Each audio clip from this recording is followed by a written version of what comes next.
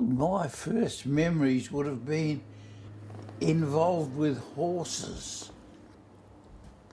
My father had draft horses and he prized them to so much they were the pride and joy of the family. We believed they could even count. You'd be going around in a circle and they'd know which road to go down next and next road. In fact, the family had a reputation of being outrageously spoiling their horses and their children and treating their workmen like slaves. And did you have a particular favourite pony? Yes, I did. The photo of me on it up there. And what was the name of that pony? Bill Malone. Okay. Horses were sacred in our family. And at what age were you when you got Bell Malone? One of my uncles gave it to me. Oh, not very old, about 5. And was that a birthday gift or? No, he just pleased to have a nephew. He was an uncle. And did he live, what was his name? Thomas again. There's a whole line of Thomases in the Grivell family.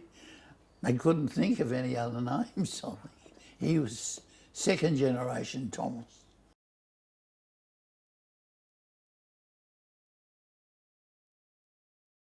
You see, where I was born in the roaring 20s,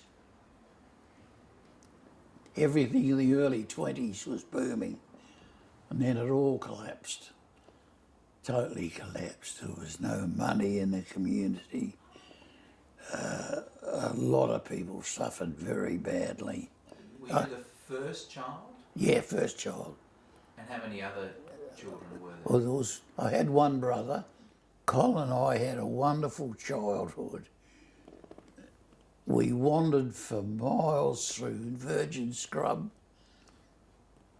We had pony each, we had a dog each, and we had firearms, even at 6 or 7 years old.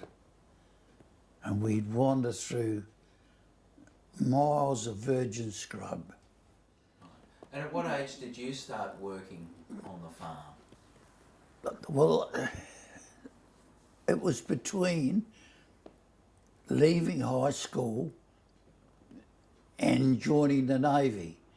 Oh, I see. So you didn't have to work on it when you were a child? No.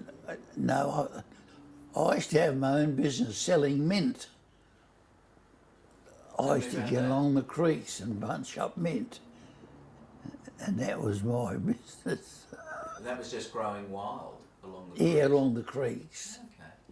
And I used to go to market with my father, sit on a box behind his truck and sell bunches of mint for 6pence a bunch. That was good money. It was a fortune in those days. I can remember a lesson. I had 3 bunches over one market and a man offered me 4pence a bunch and he'd take the lot. And my father went berserk when I told him. He said, when you come in this place, you grow up. You don't let people push you around. And I never forgot that. Okay. Well, on Fridays, my father would unload his boxes in the market and he used to go up to the West End brewery where they kept a lot of horses and put on a load of horse manure and bring that home Friday afternoon. Oh, okay. And I can remember being with him one day and one of the men that worked in the brewery said to him, you come here at midday and I'll load it up for you for 6pence. And I was appalled even then. And because they used to put the horse manure in a pit to make it worse, and the truck would put alongside. You get a big fork, and you'd work like hell for an hour for sixpence and load up the truck with horse manure. And what, you said you were horrified by that? Yeah, I reckon it was terrible. Because I get sixpence for a bunch of mint. But that was the going thing. Even in those days, I used to plant a patch of dahlias.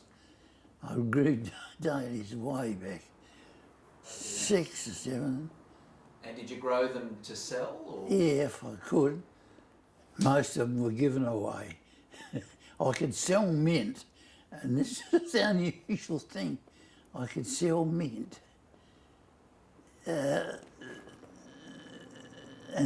that was the profitable one. And how many bunches would you typically sell? Oh, a dozen, I suppose. And when a man would do all this work for sixpence, there's me, get one bunch of mint that big.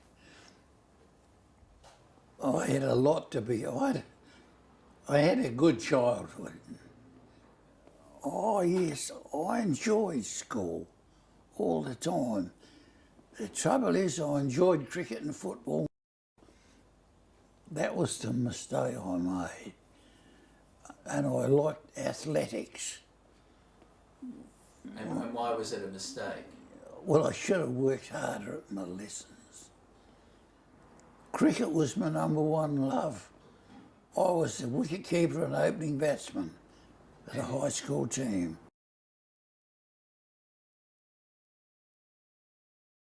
I suppose when I was a little kid, I remember my father saying, as bad as it was on the Western Front in Belgium and France, I would sooner go through it again than to have my sons go through it. And 15 years later I was at sea, fighting a war at sea. And my mother said, I'm going to walk part of the way with you. And she'd been through it all 20 years before. These wars are terrible, really. And so she walked with you to the bus stop? No, honey, halfway. Yeah. And I had to walk away from her. And did she say, do you remember what she said to you? Not really. Not really, just, I wish you well. Yeah. And how were you feeling at that point? I imagine she must have been quite upset, but were you excited? I was elated. I was going out into the world on my own. You didn't know what was ahead? No, but I'd meet it anyway.